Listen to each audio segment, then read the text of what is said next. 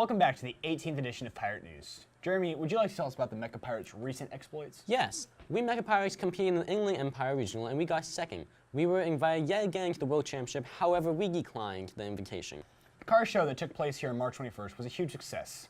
The auto department raised some much needed funds and had a lot of fun in the process, and you can expect another one next year. The drama department is putting on their spring play of the year called Dark of the Moon. Mr. McKinnon and Courtney Roberts, one of the star actresses, have the details. Well, I'm the director of the next play, which is Dark of the Moon. And I am a cast member in the play. And Courtney plays actually the preacher in the play. So, and this is Zanzibar is his name, and he is a puppet that was designed by Paul Johnson, but we've had a lot of people working on him, and he's made out of wire, sticks, and glue. So what is this play about?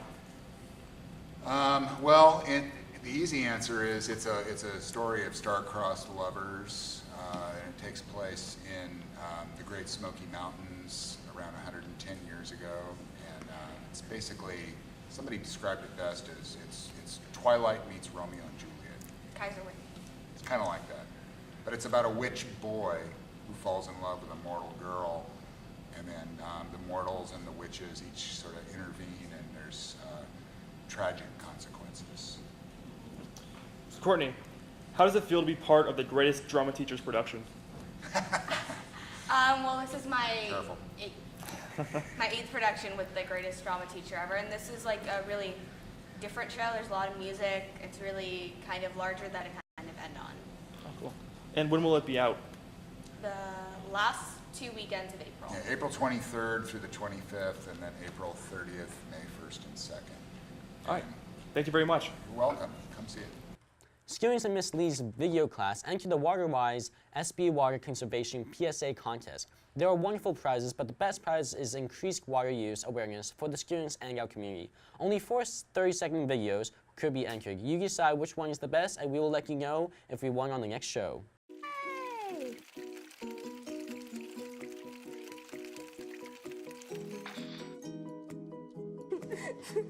No!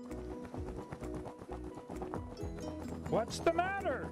I'm sad because the sun took my water, so the water's just being wasted because I'm still thirsty. All I see is the water pooping away. That is called evaporation. You need to be watered only between the hours of 10 p.m. and 6 a.m. before the sun comes out. And by doing so, water is not being wasted and you won't die young.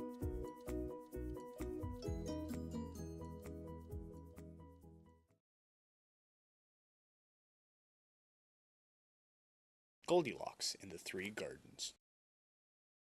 This garden hose uses too little water. This garden hose uses too much water. This garden hose is just right. It uses a sprinkler and a timer.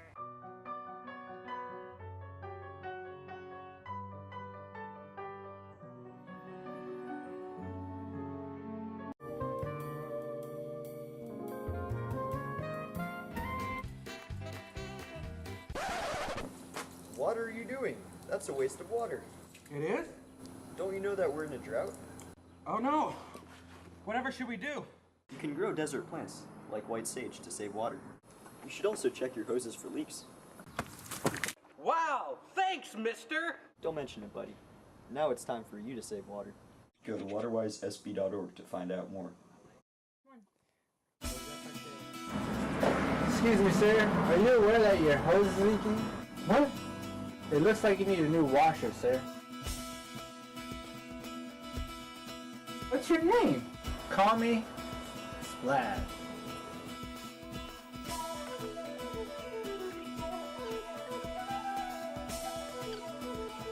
You're welcome.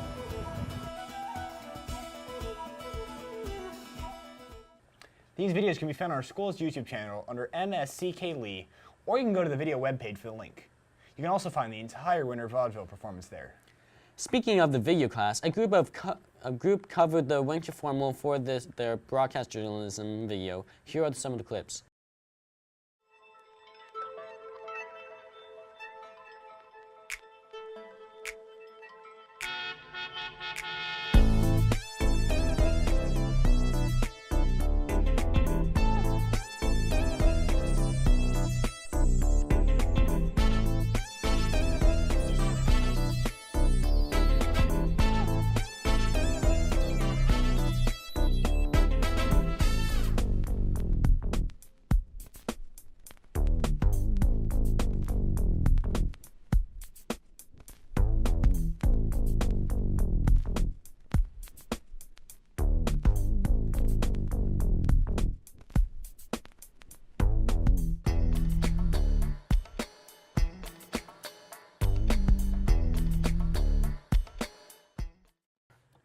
We are sad to report are losing an important faculty member. Mr. Green will retire after 37 years of service. He taught some of the current employees of the school, such as Mr. McClurg, Principal Swanitz, and Superintendent Mr. Corey. We have some interviews for you. It's hard to imagine that Mr. Green is retiring after all these years. Mr. Green was my teacher. I had him for U.S. history in my junior year, and I remember really enjoying the class. He did a lot of simulations, a lot of really interesting stuff. He told great stories. However, he did give me one of the only B pluses I ever earned in high school. And I've held that against him ever since. He told me it was because he saw more of the back of my head than the front of my head when I was in his class. I think there must have been a really cute girl sitting behind me. All right. Well, it's a sad and happy time that Mr. Harvey Green is retiring. So happy for him to fulfill his lifelong dream of being in retirement. He was one of my favorite teachers. He team taught government and economics with Swanee J. That's Jerry Swanitz, Mark's dad. He was a great teacher. He also was graduated high school with my parents. I will miss Harvey as the man and the myth. Thank you. So, Mr. Green, I want to thank you for an amazing run as an educator. You've established quite a legacy here at San Ynez High School. I hope that I can have an equal impact on the students when I retire. I am part of that legacy, which may or may not be in your favor. The jury is still out. For your impact as both an educator and a track coach, I am grateful. Also, I've been blessed to be your colleague. Who would have guessed that all these years later we would be working together? Now I have some bad news for you, actually. Your letter of resignation that went to the board, they opted not to accept that, so you're stuck. We'll see you back here next year. Also, I have a distant memory for you. Do you remember when you and I, along with a few other students, were wearing hats like this? I can't recall exactly what it was that we wore these for, but the memory has stuck, and I recall having a bit of fun as a result. So, all the best to you, Mr. Green. You have more than earned a great next chapter in your life. All the best to you and your wife. Congratulations. Mr. Green, what are some of your favorite memories here at San Ynez High School? There's so many over 37 years. I can think of a few that were humorous and also just exciting in my career.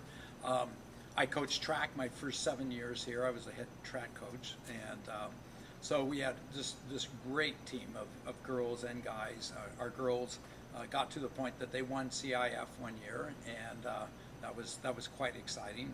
And one time, on my wife, we was on a Sunday morning, and my wife came in to me and said, "Harvey, there's homeless people sleeping on our lawn." I said, "What?" She goes, "Get up! You got to get over there." And I got out. I go, "Oh my God! You know, there's people sleeping on." I walk out. Is she crazy or something? And there was 4 sleeping bags on our lawn with people sleeping in it. And so I walk up and I say, "Hello, who's here?" And out pops the heads of our track captains, and they were on the relay team too. And they had slept. They said they didn't want to wake us up, and that they were here to do a workout, and they wanted to do a workout with me. So I brought them in. We fed them breakfast and everything, and we went out and ran at Lompoc Beach. I live in Lompoc, and so we went out there and did dune diving, we called it, and running workouts on the dunes. And it just so happens that one of the individuals that slept on my lawn is our current superintendent. And he was on our track team, so I thought everybody would like that one. If there's one thing you can say to the school after 37 years teaching here, what would it be? Like anything deep, great, inspiration, wisdom? Humor? Humorous. Yeah. I think, humor is a part of, or at least in part of my teaching. I like to keep it light, but keep it heavy on the learning and the materials that you learn, and I think we have a fantastic staff here, and we have great students, and so I've been really blessed to work here, and I just think to seize the enthusiasm of students for the teachers, to seize that enthusiasm and use it in the classroom to make the learning meaningful, which is, I'm sort of preaching to the choir, because I think we have a lot of good teachers here. And the students, I mean, they're just fantastic. I couldn't ask for a better setting for teaching in a career. This was my very first interview, was for this job, and I've been here for 37 years with a little hiatus at UCSB for 5 years, but wouldn't trade it for any school. So Go Pirates.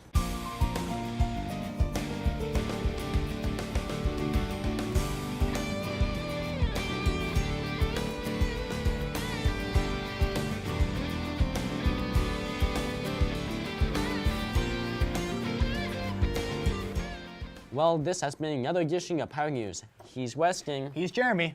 And thanks thanks for for watching watching Pirate Pirate News. News. Arg.